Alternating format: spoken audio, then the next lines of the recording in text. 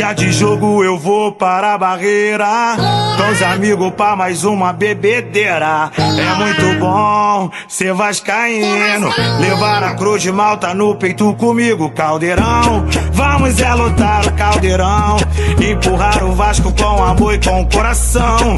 Nossa torcida aqui não se cala jamais, pulando e cantando mostra como faz então. Território hostil. Depois de conquistar o título carioca de 1923 com uma campanha impecável e uma equipe recheada de jogadores negros e brancos das camadas populares, o Vasco começava a escrever um novo capítulo do futebol brasileiro. O Rio de Janeiro, na condição de capital federal, servia de vitrine.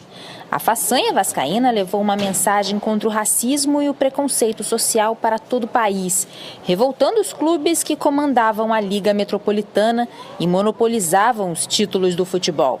No fim daquele ano, os jornais cariocas começaram a criticar a entidade sob o discurso de que era preciso manter a moral do esporte.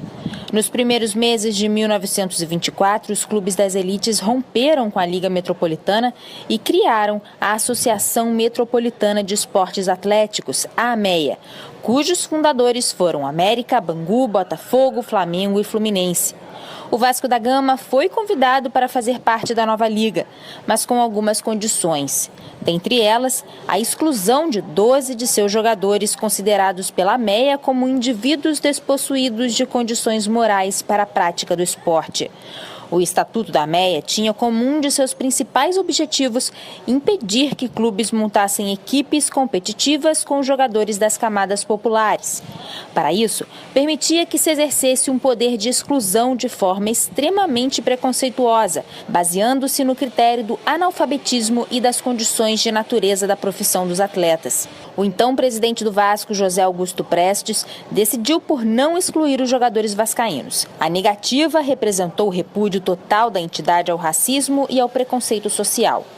O futebol carioca ficou dividido. De um lado, o campeão da cidade, do outro, os 4 grandes clubes da AMEA. As multidões continuavam a comparecer aos jogos do Vasco. Retornando para a Liga Metropolitana, o clube conquistou mais uma vez o campeonato carioca, e de forma invicta.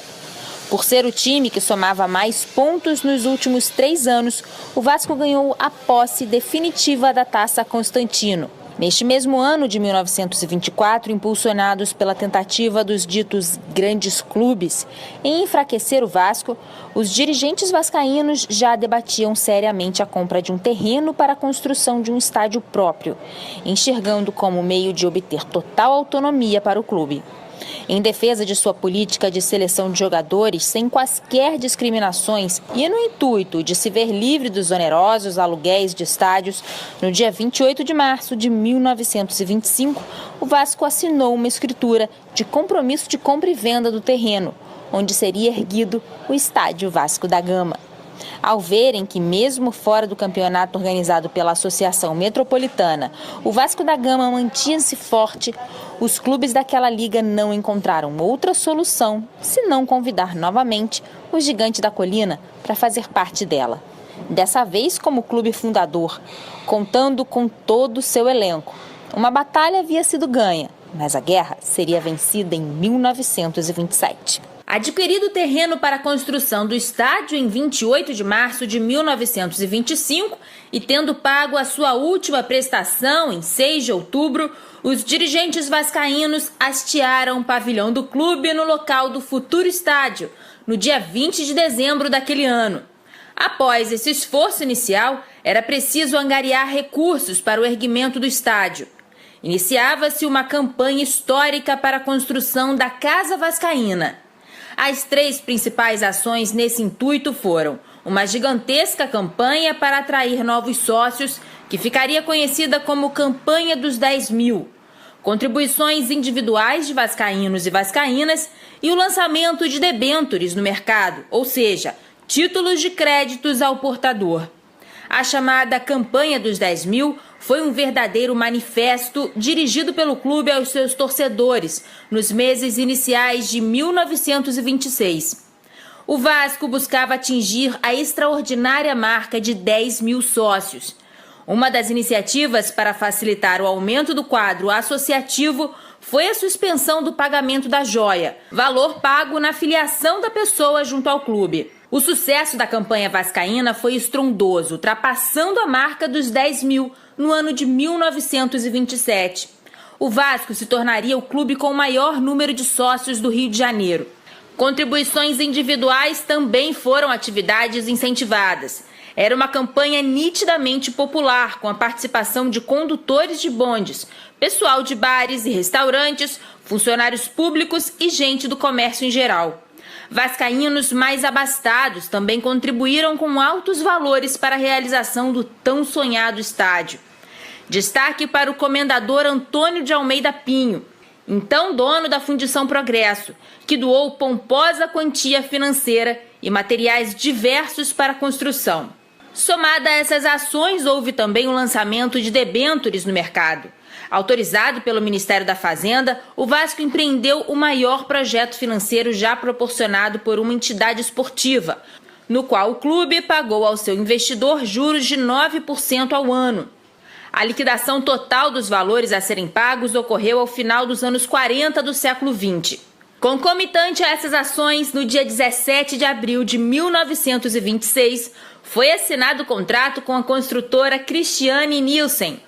As obras tiveram seu pontapé inicial no dia 6 de junho, com o lançamento da pedra fundamental, no qual foi inserida uma cápsula do tempo, na área do futuro estádio.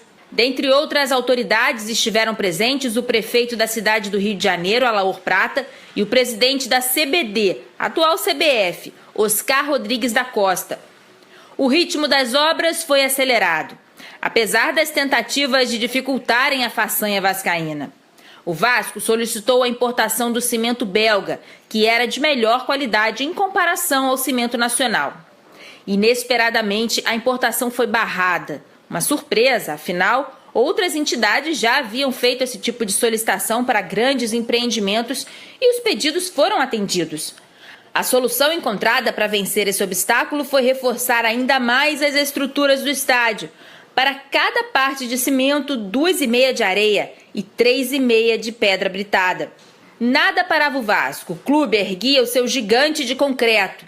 Em menos de 10 meses, daria ao Brasil o maior estádio da América do Sul. Tarde de 21 de abril de 1927, o Vasco dava ao Brasil o maior estádio da América do Sul.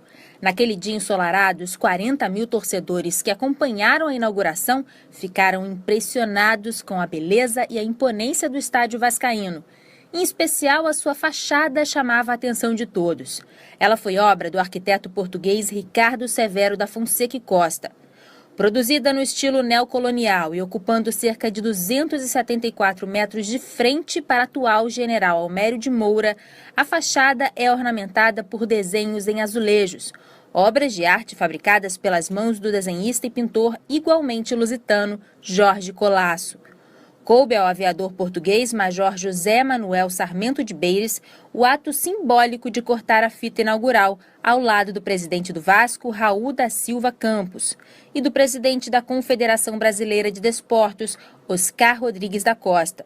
O presidente da República, Washington Luiz, também estava presente e assistiu aos eventos do dia da Tribuna de Honra. A partida de futebol da inauguração, disputada pelo Vasco contra a equipe do Santos de São Paulo, significou pouco se comparado ao que representava aquele marco histórico. O Vasco, em resposta àqueles que queriam diminuí-lo e enfraquecê-lo, e igualmente em resposta àqueles que gostariam de ver o futebol marcado pelo racismo e pelo preconceito social, fez surgir um verdadeiro templo do povo. O estádio, além de jogos do Vasco, passou a receber partidas de outros clubes e da própria seleção brasileira. Com a sua história de fundação singular e a sua utilização ao longo do tempo como palco de grandes manifestações populares e marcos importantes para o país, a Casa Vascaína escapou da serventia tradicional de arena esportiva e se colocou, no decorrer de sua gloriosa existência, como parte da história política, social e cultural brasileira, tornando-se um verdadeiro patrimônio nacional. No estádio vascaíno, Getúlio Vargas assinou a lei que instituiu o salário mínimo em 1940 e anunciou a instalação oficial da Justiça do Trabalho no Brasil em 1941. Em eventos como a comemoração do Dia da Independência, o maestro Heitor Villa-Lobos regia corais orfeônicos com milhares de jovens e crianças de escolas públicas e privadas do Rio de Janeiro. A tribuna de honra teve a presença de outras figuras importantes da política nacional, como Luiz Carlos Prestes, Juscelino Kubitschek, Eurico Gaspar Dutra, João Goulart, entre outros. Na Casa Vascaína também foram realizados desfiles de escolas de samba, shows de bandas internacionais e grandes eventos religiosos. Em São Januário, os vascaínos e vascaínas já riram, choraram, se alegraram e sofreram. O lendário estádio completa 90 anos em plena forma e pronto para muitas outras batalhas e títulos que estão por vir. De forma um tanto quanto sarcástica, o tempo nos reservou uma grata surpresa na contemporaneidade. 90 anos se passaram e somos nós que podemos nos orgulhar de dizer que, dos clubes grandes do Rio de Janeiro, o único a ter estádio próprio, com condições de receber partidas oficiais de futebol, é o Clube de Regatas Vasco da Gama. Abel, falo! Isso aqui é Vasco! Isso aqui eu não tô brincando não, tá? Cadê esses gritinhos agora? Ei, não venha marcar território aqui não, meu amigo! Aqui é Vasco! Vitória, não sou derivado. Meu estádio, torcedor que construiu. Lutei contra o racismo. Sou querido em todo o Brasil.